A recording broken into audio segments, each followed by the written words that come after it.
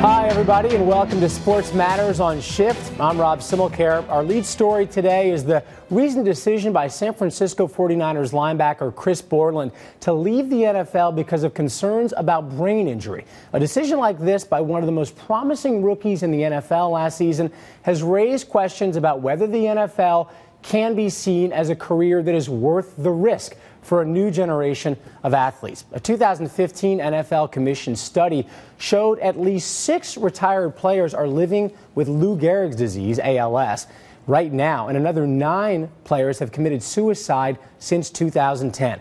The brains of 76 of 79 deceased retired players examined at Boston University showed signs of chronic traumatic encephalopathy, or CTE, a devastating neurodegenerative disease. So what happens next, and will others follow in Borland's footsteps? And if star players like Borland question whether an NFL career is worth the health risks, is football on a course to become like boxing, outside the mainstream of choices that families make when considering what sport their kids should play?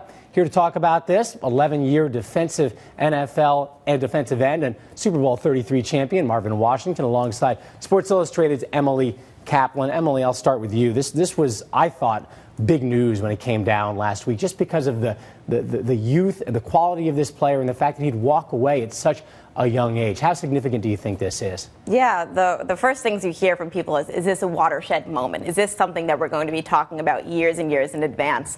And I think the most important thing with Chris Borland is a proactive retirement. He didn't have a current concussion that he was ailing from. He didn't see his day-to-day actions, changing because of something in his brain. He saw something in the future that he was worried about, and that, to me, I think this is a watershed moment. Marvin, what do you think? How do you think other players in the league are seeing this? Well, I think they totally 100% understand it. They're in the factory, so they see how the sausage is made, so they definitely understand his decision. And players today, they're more educated than we were. I never went to a concussion protocol. I didn't have the information that the players have now, so he made an educated decision versus 10-year fame and money and financial security in the NFL versus, the 30 and 40-year-old Chris and his quality of life. And I think that's the most important thing. So players definitely understand that. Guys, the NFL came out with a statement after Borland's announcement, and their response basically said this, quote, "We respect Chris Borland's decision and wish him all the best.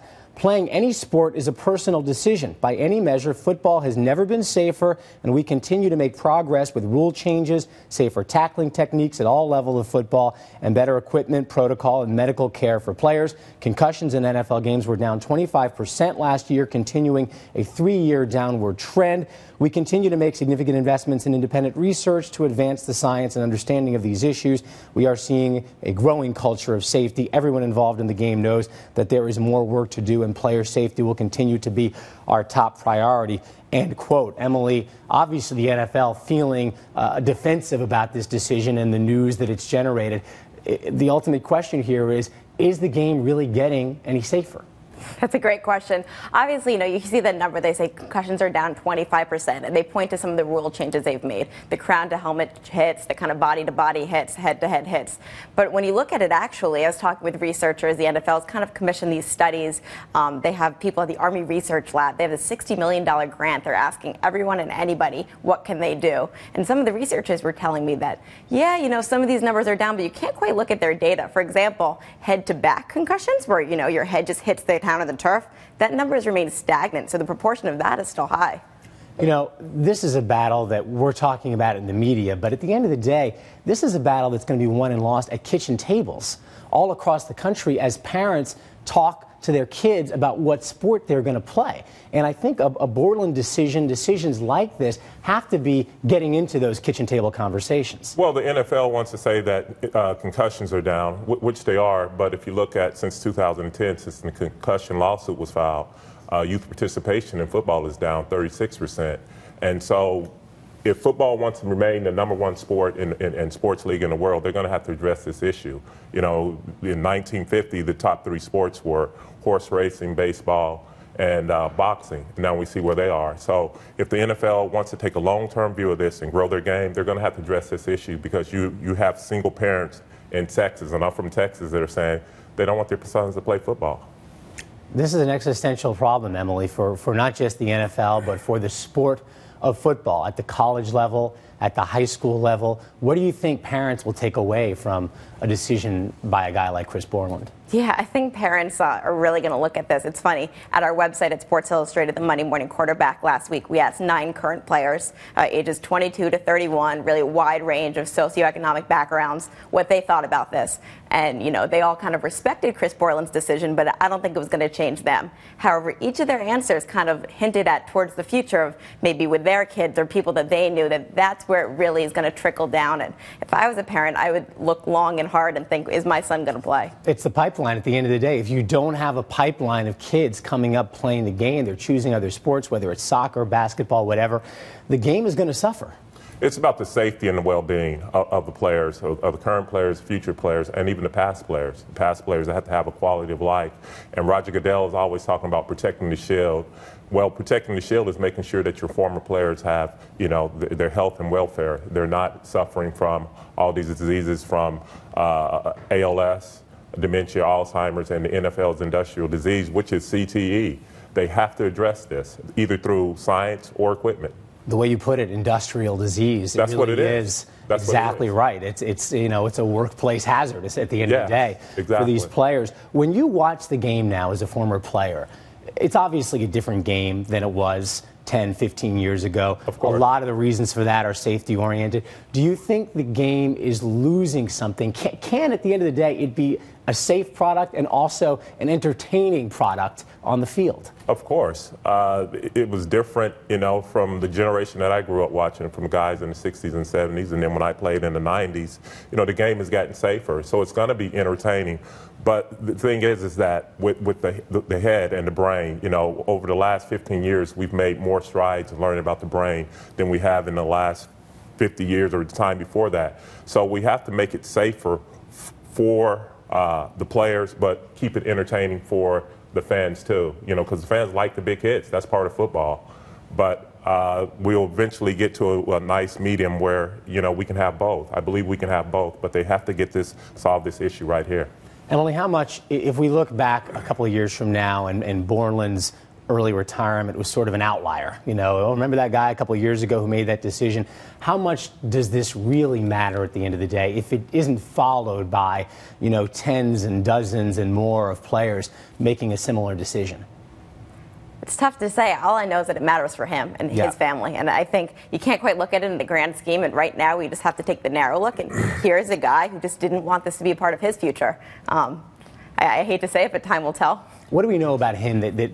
Was there something about his background that made him maybe more susceptible to make a decision like this? A guy who maybe just had other options or just thought about life differently than a lot of NFL players may think about things. Exactly. He came from an upper middle class family, and he didn't really have to play football. He's going to be all right. He has a degree from the University of Wisconsin. But there are a lot of guys that, and you talk to current players and former players that had to play because they have to change their economic situation. But you don't want to become like boxing. That's the thing. You're thinking like, I have to do that. That's what boxing has become, right? You know, that was a sport of the middle class in the 1950s. It isn't today. You don't see middle-class kids, by and large, choosing boxing. It's more of a choice that's really dictated by your economic situation. Exactly, and football doesn't want to become that. And for the players, they have more information. They're more educated on the subject, and you're going to see more guys doing this. But on the other hand, it's going to go with the NFL. On the NFL administrative side, they're going to be really scrutinizing these guys and saying, hey, we don't want a guy that's too smart and that can make this decision. So the NFL has to solve this issue, and it has to come down to where football's a choice. I love football. I love it at all levels. I still want it to be the #1 sport in the world for 10, 25 years, but it has to change. You're involved, Marvin, in some work to try to help with technology that potentially can help players going forward, medical technology, things like that. Talk about some of the work you and a company you're involved with is doing. Well, the company I'm involved with is called KannaLife Science, and we have the patent from the government, the NIH, to develop a chemical out of the cannabis plant called cannabinoid, CBD, as a neuroprotectant and antioxidant for the brain. And anytime there's a dangerous industry, the workers make the change, whether it's the auto industry, the coal mining industry, whatever. So I'm taking this to our Players Association and letting them see the science, because you have to follow the science. And I understand the negative connotations with marijuana and what have you, but you're just following the science. And CBD is not psychotropic, it doesn't get you high, it doesn't get you stoned, and it has shown to help patients that has epilepsies, the strokes and the seizures, cancer patients. And so now we want to look at the brain too and see what we can do to protect the players and make it a safer game for all people, for people in all contact sports. Incredibly important work. Technology solves every other problem we have these days, so it seems like ultimately there should be a technology solution for this one as well. Marvin Washington, Emily Kaplan.